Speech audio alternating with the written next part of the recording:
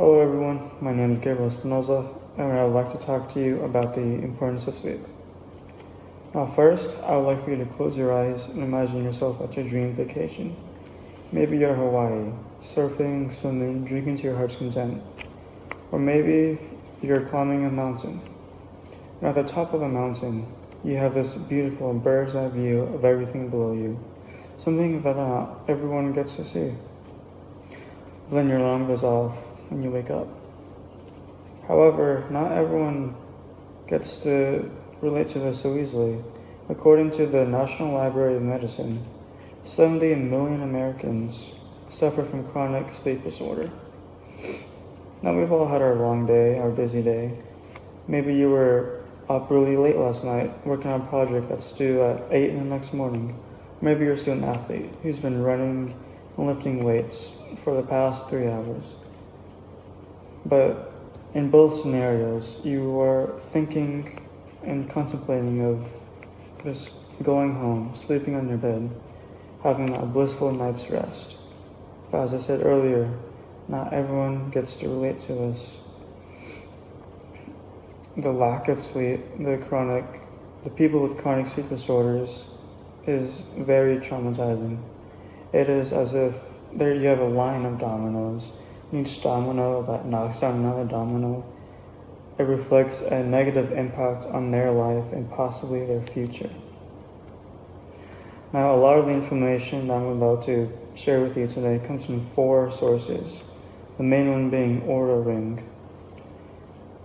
But first, I want to explain to you the cycles of sleep, then I will transition into the effects lack of sleep may have on you, and then I will provide you with some advice on how to promote your sleep quality.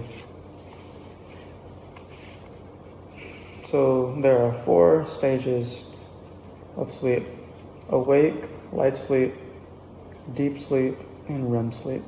Awake is just the moments before and after you're about to fall asleep.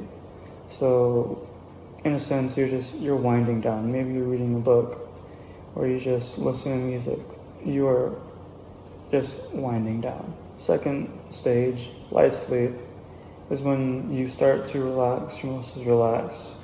It's that feeling that you're super tired and you're bobbing your head back and forth. That's what light sleep is.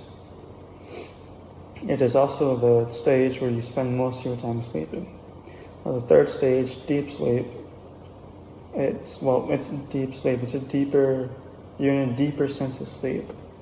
You have like an increased ability to remember things and to create memories. However, if you wake up during this stage, you will wake up groggy and moody.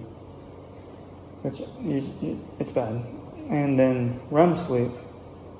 REM sleep is when your heart rate is increased, your breathing is increased. And it's what I call the crazy part of sleep. REM actually means rapid eye movement, the crazy part of sleeping.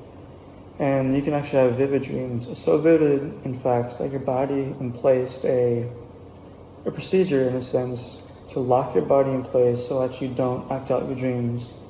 However, some people's procedure isn't so strong and they end up sleep talking or sleepwalking. And you go through each 4 of these cycles 4 to 5 times in a 7 to 9 hour period. Now that I've discussed the cycles of sleep, I will list some effects a lack of sleep may have on you. According to the Sleep Foundation, adults will need 7 to 9 hours of sleep per night every night. Now, if you don't get this amount of sleep every night, you will have trouble with memory or remembering things. You will have unnecessary stress in your daily life, love life, just in your life in general. You have so much stress if you don't get enough sleep in your life. You also have an increased chance to get into a car accident.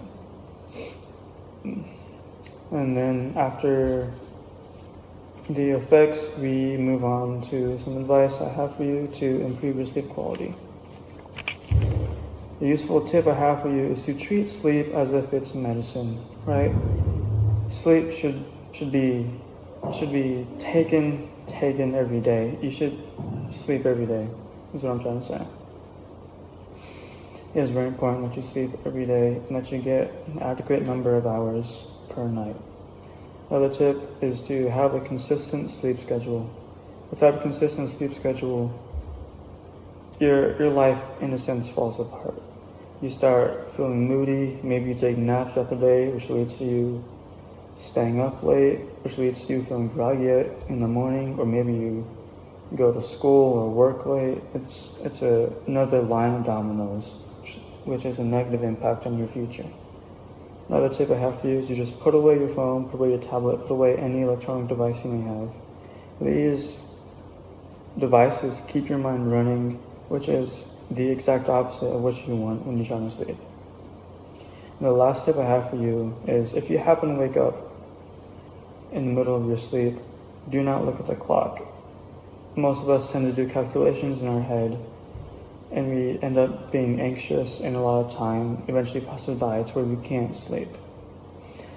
In conclusion, sleep is a very delicate process and it must be respected. You must sleep 7 to 9 hours every night. And to end my presentation, I would like to quote St. Thomas Aquinas, an Italian philosopher. "Sorrow can be alleviated by good sleep, a bath, and a glass of wine."